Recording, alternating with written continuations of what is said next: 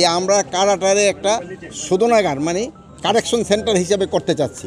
সেই কারেকশন সেন্টারটা হবে এরকম যে তারা এখানে কিছু কিছু ক্ষেত্রে কাজ করতে পারবে এবং কাজ করে যে তারা একটা উপার্জন করবে, এই উপার্জনটা তারা ইভেন তাদের ফ্যামিলিরে দিতে পারবে। এখানে আপনি জানেন এখানে ম্যাক্সিমাম কিন্তু যারা ইসেরা আছে তারাই কিন্তু উপার্জনক্ষম একজন। সে যে ইসে জেলে চলে আসে সেরকম পুরা ফ্যামিলিটা কিন্তু একটা ডিস্ট্রেস কন্ডিশনে পড়ে যায়। যদি এখানে যদি একটা উপার্জনের একটা ব্যবস্থা করা যায় তো তারা এই টাকাটা ফ্যামিলিরে পাঠাতে পারবে এবং ফ্যামিলিটাও ভালো চলবে এবং তার ক্ষেত্রেও ভালো, সেও যেসব ছাড়া পাবে সেও একটা ট্রেন হইয়া বের হলো, সেই সময় সে সমাজে কিন্তু অন্যের সাথে মিশেও যেতে পারবে এবং একটা কাজও করতে পারবে।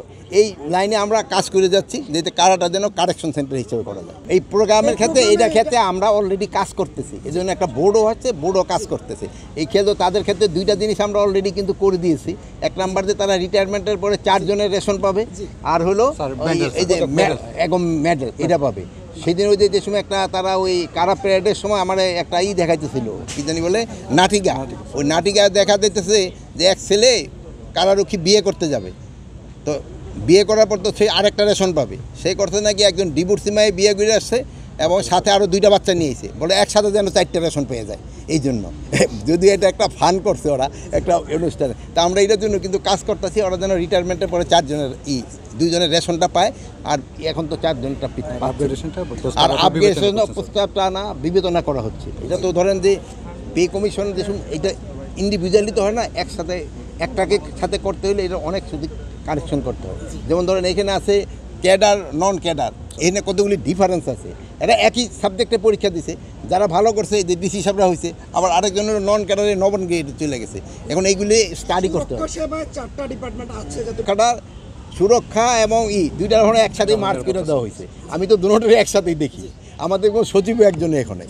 আর হলো যে প্রতিটা কারার ভিতরে খাইতে পারে। ধরেন যারা ভিআইপি কারারক্ষী তারা কিন্তু সব সময় হয়তো এইটা খাবে না, একদিন আজকে বলবো যে রুই মাছ খাবো, কালকে বলবো তারা পাঙ্গাস মাছ খাবে, আরেকদিন বলবো মুরগির মাংস খাবো। তারা যে অর্ডারটা দেয় ওই অর্ডার মতো দেয়। এখন যার পয়সা আছে তারা তো ভালো খাইতে পারে এখানে।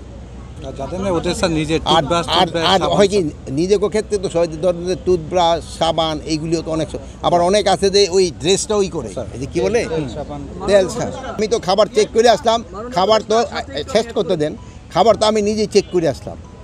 এখন ওইটা হলো কারারক্ষীদের কিন্তু কারারক্ষী বন্দীদের কিন্তু 2 ধরনের খাবার।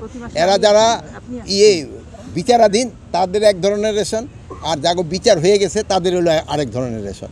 এখন ওই রেশন অনুপাত থেকে তারপরে তারা ডিভিশন প্রাপ্ত তাদের হলো আবার আরেক ধরনের রেশন। তারা ওই পরিমাণটা পাচ্ছে কিনা ওইটা আমরা ইনশিওর।